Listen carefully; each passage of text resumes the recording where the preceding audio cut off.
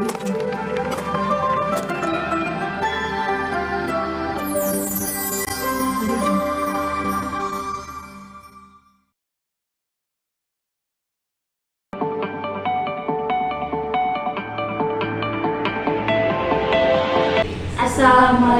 warahmatullahi wabarakatuh. Halo semuanya, saya Anita Rahim Fitriani. Saya Nela Octaviani Nur Ajijah. Saya Karina Dewani Kurniawan. Kami dari kelompok 2 dari program studi pendidikan guru sekolah dasar Fakultas Pendidikan dan Sains dari Universitas Swadaya Gunung Jati Cirebon. Pada kesempatan kali ini saya akan memperkenalkan kearifan lokal yang ada di daerah Majalengka, yaitu kecap segitiga. Nah, kecap ini merupakan khas dari Majalengka yang terbuat secara tradisional. Kecap ini juga terdiri dari 3 jenis rasa. Ada rasa asin, manis sedang, dan manis. Selain itu juga, kecap ini bisa tahan sampai 2 tahun. Dari materi etnosains ini dapat kita kaitkan pada pembelajaran IPA sekolah dasar dengan tema makananku sehat dan bergizi. Adapun kompetensi dasar 4.6 yaitu menyajikan laporan tentang sumber daya alam dan pemanfaatannya oleh masyarakat. Baik teman-teman, kita langsung saja simak video berikut ini. Let's go!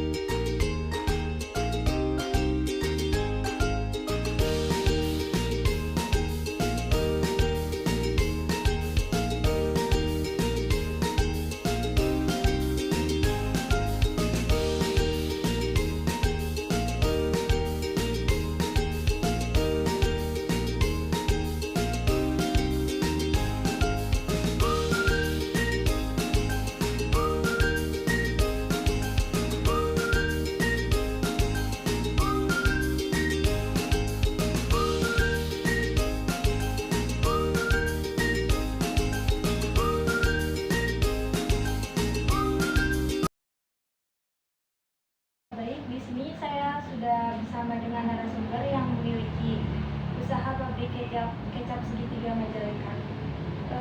Sebelumnya, bagaimana Pak kabarnya? Alhamdulillah baik ya. Mohon maaf sebelumnya izinkan kami memperkenalkan diri. Saya sendiri dengan Anita Rahim Fitriani. Saya Karina Dewani Kurniawan. Saya Nela Octaviani Nur Ajijah. Kami dari prodi PGSD Universitas Swadaya Gunung Jati. Tujuan kami datang ke sini untuk menanyakan informasi mengenai kecap segitiga Majalengka. Mohon maaf Bapak, sebelumnya bisa memperkenalkan diri terlebih dahulu. Nama saya Denny Sunandar. Kebetulan saya di bagian staf di marketing.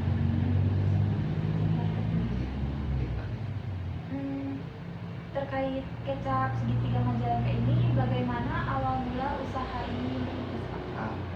Awal mulanya itu ini berdiri tahun 1957. Itu didirikan oleh Pak Haji Rahman beserta 2 temannya, dan sekarang diteruskan sudah ke generasi ketiga. Sekarang dipimpin oleh cucunya atau generasi ketiga, yaitu Pak Deden Hadiah yang memimpin perusahaan. Lalu sudah berapa lama usaha ini berjalan? Ya berarti dari tahun 57 sampai sekarang. Dari Berapa tahun ya, 1957 sampai sekarang. berapa modal awal ketika membuka usaha kecap ini? Kalau hitungan nominal dulu ya modalnya kecil karena tahun 57 itu kan masih rupiahnya masih kecil gitu ya. Ya paling berapa lah. Kalau untuk nominal modal dulu kecil sih.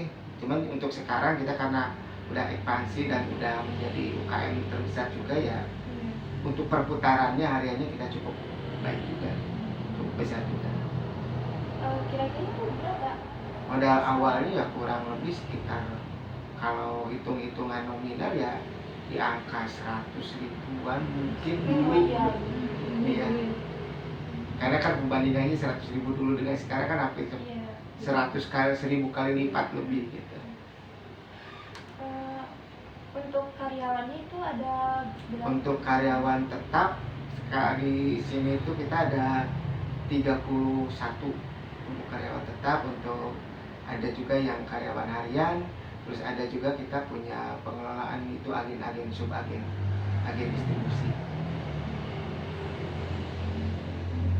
Bapak izin melanjutkan pertanyaannya, apakah usaha ini sudah memiliki cabang dan sudah berapa cabang yang dimiliki? Kalau cabang kita belum punya. Kita di sini itu udah produksi digabung dengan marketing. Yang ada itu adalah agen. Agen itu kepanjangan untuk distribusi aja, untuk pemasaran aja. Kita ada agen di beberapa kota yang kerjasama dengan kita. Kalau boleh tahu kotanya di mana? Kita ada di Kuningan, Bekasi, Bandung, Depok, Bogor, bahkan nanti ada di Tangerang juga ada. Untuk agen Subang, kita untuk wilayah Jawa Barat, DKI kita udah masuk. Jadi cabang itu belum ada ya Pak? Belum. Jadi yang ada tuh agen. Agen yang bermitra dengan kita. Jadi pertanyaan selanjutnya, dalam 1 bulan berapa banyak kecap yang terjual Pak? Kalau dari target kita itu nominalnya kurang lebih sekitar hitungan liter berarti ya. Kalau hitungan liter 1 bulan itu, kalau hitungan ke rupiahnya target kita itu di 600 juta per bulan untuk pemasaran. 600 juta per bulan dengan target kalau diliterkan kurang lebih ya sekitar berapa, 300.000 liter lah per bulan kurang. Hitungan liternya. Kalau botolnya kan variasi soalnya. Dari yang kecil sampai yang besar. Kita nggak bisa hitung seperti itu. Yang kita hitung itu liternya, total liter yang kita keluarkan. Baik, selanjutnya kalau boleh tahu ya Pak, berapa omset yang diterima dalam 1 bulan perjalanan kita target kita itu di 600 juta per bulan untuk marketing langsung di luar agen, di luar yang lainnya ya. 1 bulan kita bisa masuk di angka 900 sampai 1 miliar targetnya. Baik, apa yang menjadi ciri khas dari kecap ini dan apa yang membedakannya dengan kecap yang lain? Untuk kecap segitiga Majalengka ini, pertama dia dikelola secara tradisional. Bahan bakunya dikelola secara alami, mulai dari fermentasi alami sampai pengolahannya. Terus di peralatannya pun kita pakai yang tradisional. Seperti penampungannya kita tidak pakai penampungan dari bahan plastik, tapi kita pakai penampungan dari bahan kayu. Terus sistemnya juga kita pakainya yang tradisional. Yang membedakan dengan kecap yang lain, pertama untuk khas Majalengka itu ada rasa kecap manis sedang gurih. Itu yang membedakan rasanya. Jadi yang paling terkenal itu manis sedang, di Majalengka itu manis sedang gurih, karena itu khasnya gitu. Terus bahan-bahan baku juga kita pakai yang super, mulai dari kacang kedelai hitamnya yang asli, dan kita pakainya betul-betul fermentasi, bukan sintetis gitu kan, bukan fermentasi buatan, bukan, tapi kita alami. Terus gulanya juga kita pakai gula aren yang asli gitu. Jadi yang membedakan itu. Terus kita itu sistemnya bukan di press ya, berbeda dengan kecap-kecap yang lain. Ketika mengambil sari kedelai itu di press, kalau kita enggak, kita betul-betul difermentasi dan hasilnya itu hampasnya itu masih bisa dikonsumsi. Kacang yang bekas fermentasinya itu masih mengandung biji yang baik dan masih bisa dikonsumsi untuk makanan kita manusia. Berbeda dengan yang dipres. Kalau yang dipres itu sari kedelainya emang keluar semua, tapi kacangnya itu udah tidak bisa dikonsumsi manusia karena kandungan gizinya udah rusak. Itu yang membedakannya. Selanjutnya dalam pembuatan kecap Majalengka menggunakan bahan apa saja ya Pak? Pertama, kacang kedelai hitam yang difermentasinya. Kita yang diambil itu kacang kedelai itu bukan kacangnya sebetulnya, tapi sari kedelainya, hasil fermentasi dari kacang kedelai. Kedua, gula aren atau gula kawung kalau bahasa Sunda gitu ya. Itu untuk pengikat rasa, pengental dan pemanis. Karena kita tidak pakai yang sintetis, kita pakai yang alami. Terus garam juga kita pakai garam industri yang udah beriodium. Jadi kita udah betul-betul alami. Kita tidak pakai pemanis buatan, pengawet buatan pun kita nggak pakai. Karena pengawetnya kita pakai aja dari garam. Kalau garam itu kan unsur pengawetannya lebih kuat. Memang kadaluarsa atau expired produk kita itu maksimalnya di 2 tahun rata-rata. Paling cepatnya 1 tahun. Baik Pak, dilanjut ya pertanyaannya. Dalam bahan itu apakah ada takaran khususnya? Ada. Jadi setiap kita punya ada 3 varian rasa. Iya. Ada yang asin, ada yang manis sedang, ada yang manis spesial, manis sekali gitu. Itu ada takaran-takarannya. Untuk yang asin, yang membedakan itu dia lebih banyak ke takaran gulanya, ke takaran garamnya. Untuk yang asin. Untuk yang manis sedang itu perbandingannya balance antara garam sama gula. Untuk yang manis kebanyakannya di gula. Baik ya Pak. Untuk alat yang digunakan itu apa saja ya Pak? Alat yang digunakan kita itu semuanya tradisional. Pertama, untuk bahan penampung itu kita dari tong kayu, ya. Terus tungku pemasakannya kita masih pakai kayu bakar. Yang nanti untuk panasnya kita ada alat deteksi panas untuk ukuran panasnya gitu. Terus untuk pengemasannya juga kita ada yang botol plastik, ada yang botol beling. Dan yang botol beling itu ada 2 kategori, ada botol baru, ada botol recycle, isi ulang.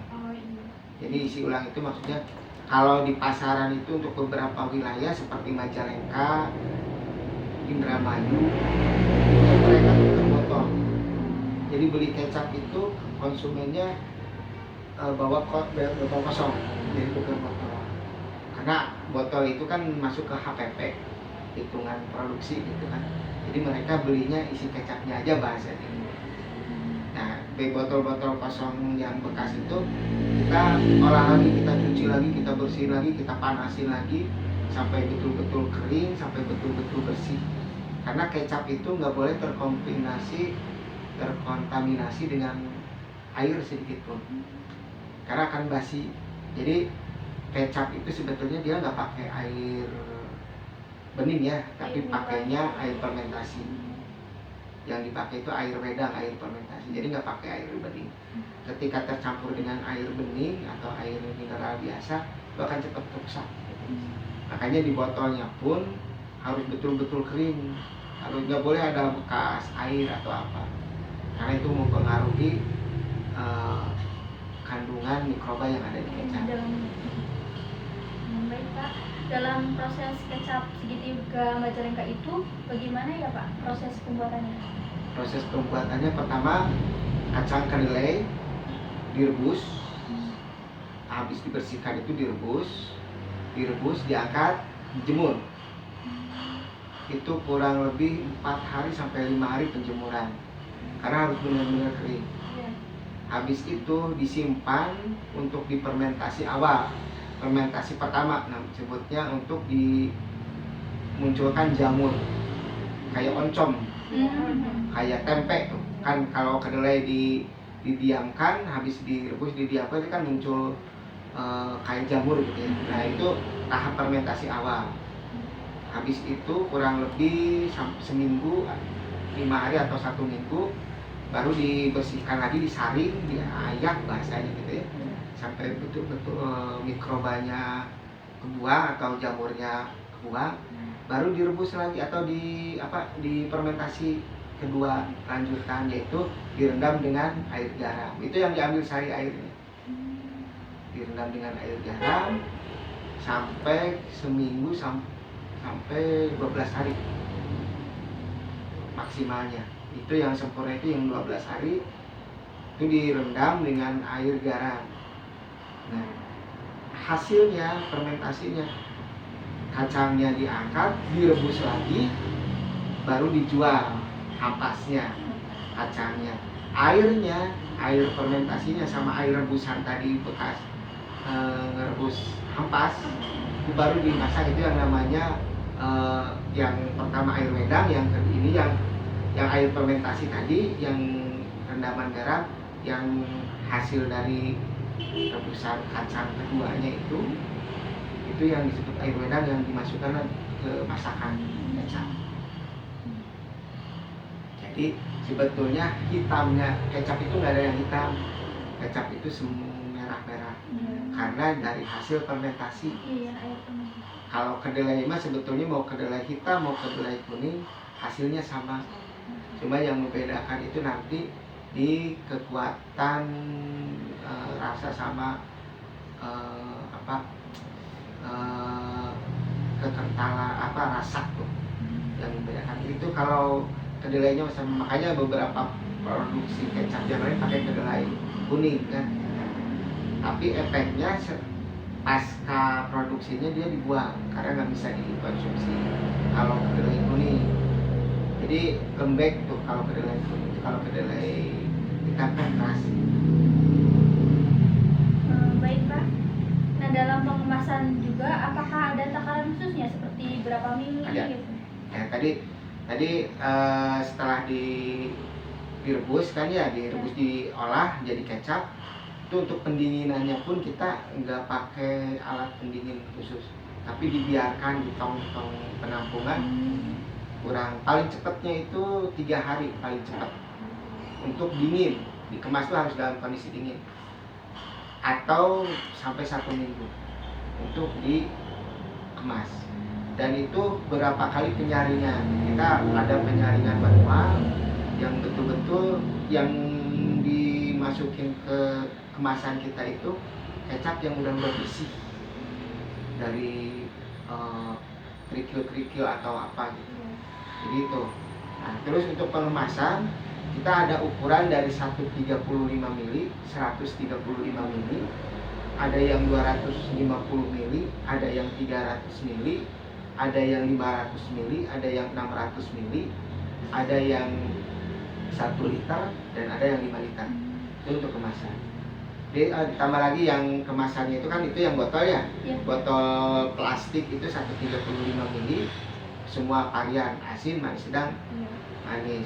Untuk yang 250 sampai 600 mili itu kemasan beling botolnya. Nah, tapi untuk yang 300 dia pakai botol beling baru sama yang 600.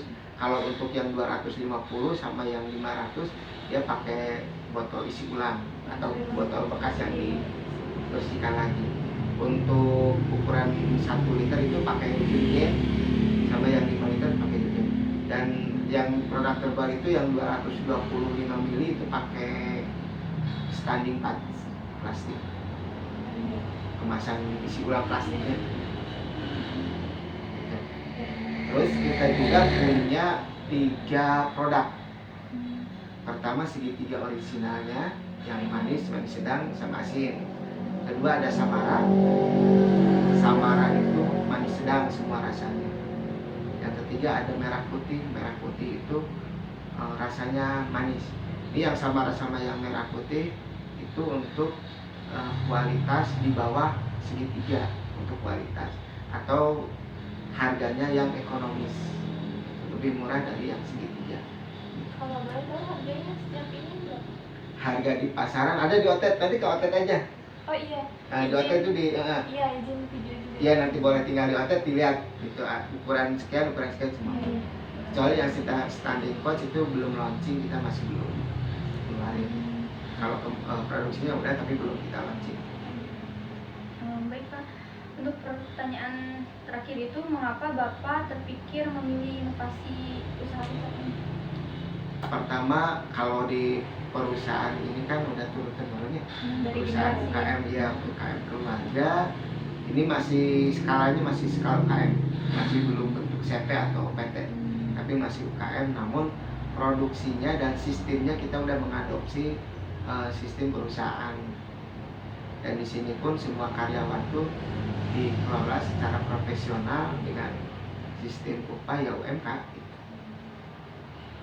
Terus perusahaan ini kenapa masih bertahan ya, karena salah satu ikon juga di Majalengka, pertama itu. Kedua, banyak yang mereka merasa cocok lidahnya dengan rasa yang diproduksi oleh kecap segitiga ini, baik yang asinnya, manis sedangnya, atau yang manisnya, atau yang samaranya, atau yang merah putihnya. Jadi mereka udah cocok rasanya. Mungkin cukup sekian untuk informasi mengenai kecap segitiga Majalengka ini. Terima kasih banyak Pak telah memberikan informasinya, sangat bermanfaat sekali bagi kami. Itulah informasi mengenai kecap segitiga Majalengka. Setelah ini akan ada kaitannya mengenai kecap segitiga Majalengka dengan pengetahuan sains ilmiahnya. Ini adalah tabel rekonstruksi etnosains. Tahapan yang pertama, pencucian kedelai hitam, pengetahuan masyarakat, menghilangkan kotoran pada kedelai hitam agar bersih. Pengetahuan ilmiah, menghilangkan kotoran yang dibentuk oleh bakteri, asam laknat, dan agar biji kedelai hitam tidak terlalu asam. Yang kedua, perebusan kedelai hitam dilakukan malam hari. Pengetahuan masyarakat, direbus agar bisa difermentasi. Pengetahuan ilmiah, sebagai proses hidrasi yaitu agar biji kedelai menyerap air sebanyak mungkin, melunakkan biji kedelai supaya nantinya dapat menyerap asam pada tahap peredaman. Tahap ketiga, penjemuran kedelai, kemudian pemberian jamur pada kedelai hitam. Pengetahuan masyarakat, penjemuran kedelai kemudian disimpan ke ruangan khusus agar jamur dapat berkembang. Pemberian ragi pada kedelai hitam tersebut sampai seperti membuat tempe. Pengetahuan ilmiah pada tahap ini berpengaruh terhadap kualitas kecap karena kapang akan mengeluarkan enzim yang memecah substrat menjadi senyawa-senyawa terlarut. Tahap keempat, hasil fermentasi dipindahkan ke dalam tong kayu, diberi larutan garam selama 2 minggu, lalu kedelai hasil fermentasi direbus selama 4 jam. Pengetahuan masyarakat, menggunakan air garam untuk merendam agar air sisa perendaman kedelai hitam dapat digunakan sebagai bumbu kecap. Pengetahuan ilmiah, larutan garam berfungsi sebagai bahan pengawet dan penyeleksi kegiatan mikrobia. Garam berfungsi untuk mengekstrak senyawa-senyawa nitrogen terlarut yang ada dalam kedelai ke dalam larutan garam. Dengan demikian, kecap yang dihasilkan mempunyai rasa dan aroma yang baik. Tahap kelima, penyaringan. Pengetahuan masyarakat. Sari kedelai hitam yang diperoleh bersih. Selain itu juga, tekstur kecap agar lebih halus. Pengetahuan ilmiah. Proses pemisahan campuran dengan penyaringan atau filtrasi dengan saringan untuk memisahkan zat padat dari cair, yaitu untuk memisahkan ampas kedelai hitam dengan sari kecap, di mana sari kecap sebagai hidrat dan ampas kedelai sebagai residu. Tahap keenam, pemasakan hingga mendidih beserta bumbu. Dalam kurung, gula merah, air sisa perendaman larutan garam. Pengetahuan masyarakat, pemasakan yang pertama bertujuan agar sari kedelai hitam tersebut matang dan gurih. Pengetahuan ilmiah, Zat cair dipanaskan sampai suhu tertentu akan mendidih. Penguapan yang terjadi di seluruh bagian permukaan zat cair disebut titik didih. Pada saat berada di titik didih air, suhu air cenderung tetap yaitu 100 derajat Celcius. Hal ini disebabkan energi kalor yang diberikan saat pemanasan digunakan untuk mengubah struktur molekul air. Kemudian air menjadi uap air. Tahap ketujuh, pengangkatan kecap dan diamkan selama 1 malam. Pengetahuan masyarakat, selanjutnya kecap dibiarkan selama 1 malam agar kecap menjadi dingin dan apabila panas tidak bagus untuk pengemasan. Pengetahuan ilmiah, perubahan suhu benda dari suhu panas ke suhu konstan agar terjadi pelepasan kalor. Apabila akan menimbulkan kecap panas dimasukkan ke dalam botol, maka pemuaian dalam botol akan lebih besar daripada di luar botol, sehingga menimbulkan retakan pada botol tersebut. Tahap ke-8, pengemasan kecap dalam bentuk botol. Pengetahuan masyarakat, kecap itu dikemas dalam botol supaya lebih praktis dalam penggunaannya. Pengetahuan ilmiah, botol mempunyai sifat ketahanan yang tinggi terhadap suhu sterilisasi sehingga kecap akan higienis.